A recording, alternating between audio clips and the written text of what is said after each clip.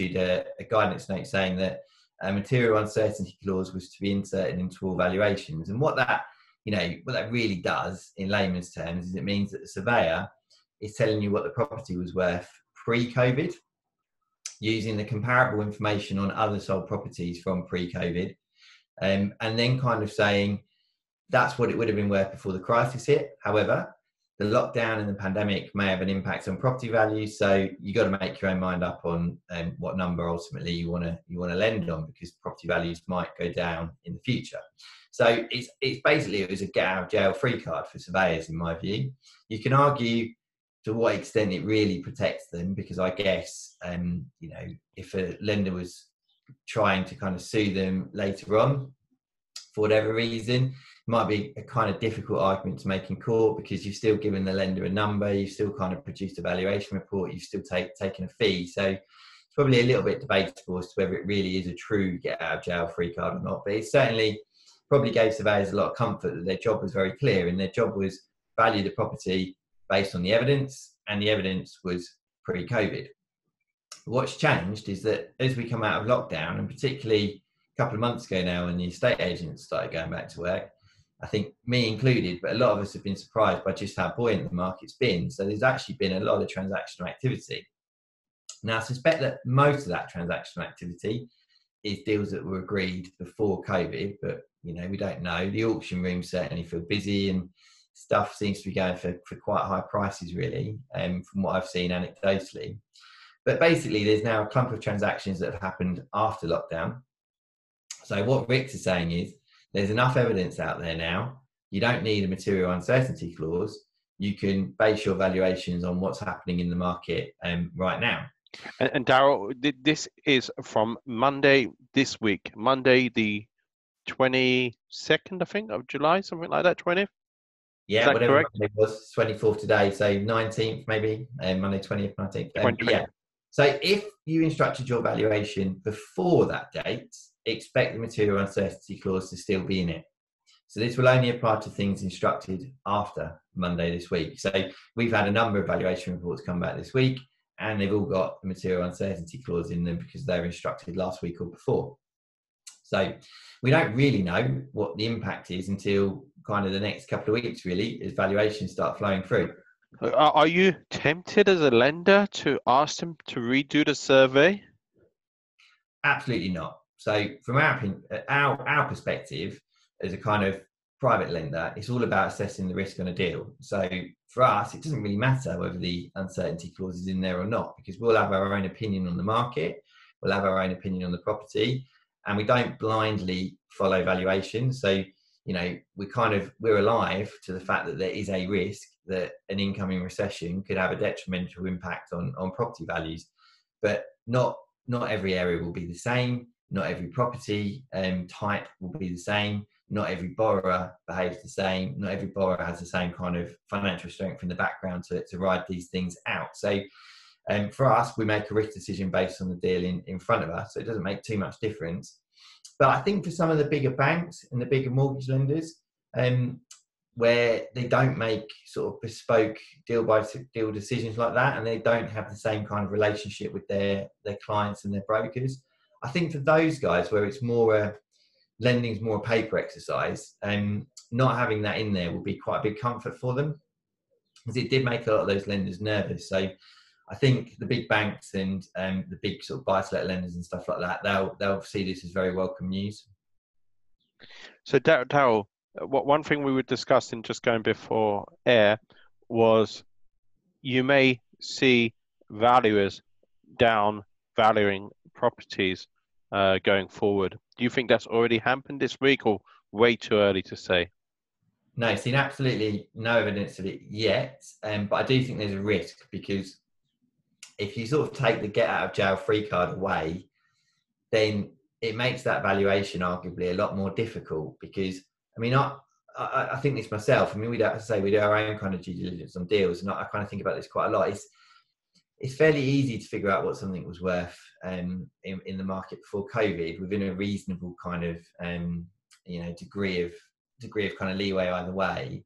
I think in a post-COVID market, it's really difficult, because we've seen this really positive bounce, and then we've had that sort of further fueled by the stamp duty cut, which is really helpful for quite a lot of people, but not for everyone. But that's principally the resi market. The retails are complete, and I know your portfolio lending is probably very minimal commercial to resi, or commercial is significantly less than resi. But in terms of valuations for commercial, don't you think it's still very tricky, particularly? Yeah, absolutely. I mean, how do you? I mean, it's very difficult to value any sort of commercial property at the moment. I mean, we are heading into a recession. You know, I think it's easy to forget that sometimes, because there are some good things happening which we should be shouting about and we should be celebrating, because, you know, crikey, we're due some good news, but we still are entering a recession, and that recession is going to bite particular sectors particularly hard.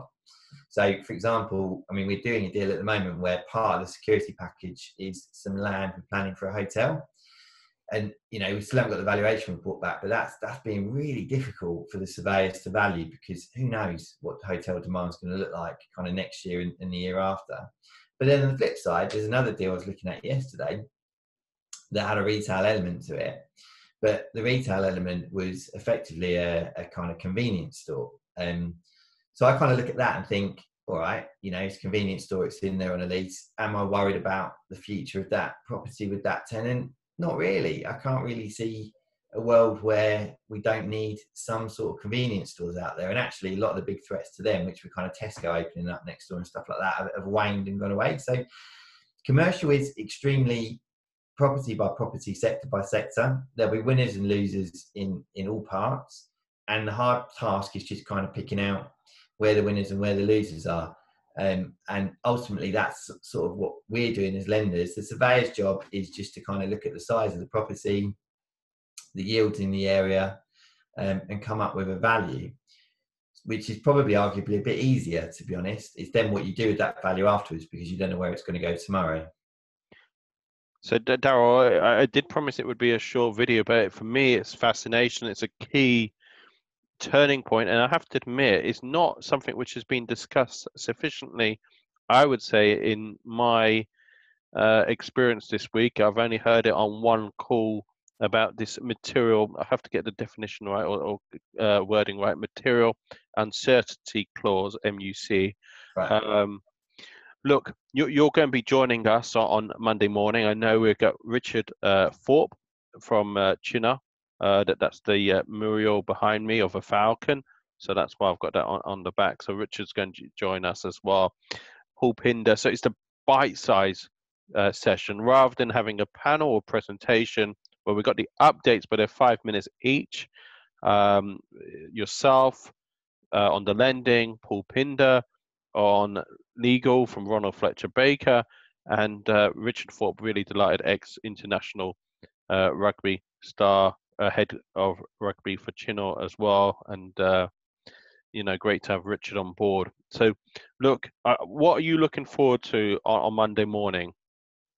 So I'm looking forward to networking with some new people. So I think for me, I've always done a bit of property networking all through the years, and during the lockdown, moving it online, it's obviously a little bit different on Zoom, but I think there's still a lot of people out there who haven't given it a go yet. And I'd encourage people to give it a try, because it's the best sort of substitute that we've got at the moment for being able to meet other property professionals, being able to meet different types of investors, different types of developers. And when you've got a market with quite a lot of moving parts in it and quite a lot of flux, there's nothing better, you know, than just finding out what others are seeing, because you might find that someone else's experience is very different to your own. And being able to kind of learn from that collective knowledge to get a sense of what's really happening on the ground is so valuable, and I think it helps all of us make better decisions for our businesses ultimately.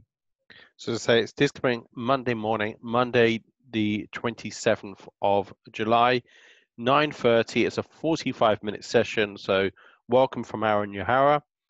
Then moving on to yourself, Paul Pinder, and Richard Thorpe, and then the networking mixer, the breakout room. So, Daryl, just want to say massive thanks for this interview today on Friday, the 24th of July. So even this week changes in terms of property and property finance. So that's why it's so key to stay up to date, and that's why I do my best also to stay up to date.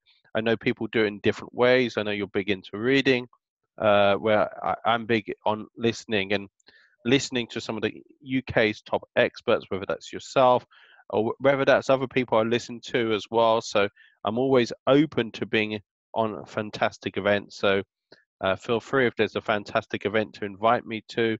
I'm definitely open to that as well. So that's this coming Monday. In fact, on Tuesday, I've got the affordability housing webinar. First ever time we've done it. Delighted we've got Ashley or AJ Richmond on board and James Wood. And that's this coming Tuesday. It's not going to be chaired by myself, thank goodness, because it's a subject knowledge which I don't claim to profess having a huge amount of knowledge on. That's why I've asked Grace Ballantyne of Melt Property to chair that particular panel. So look, massive thanks to our listeners, whether you're listening live or at a later time. You can find out more about the events through bequinevents.com. And Daryl, how can people find out more about LendWell? You can find me on LinkedIn, or the easiest way is to go to our website, which is www.lendwell.co.uk. Brilliant. I just want to say massive thanks this morning. Thanks to our listeners as well. Thanks, Brendan.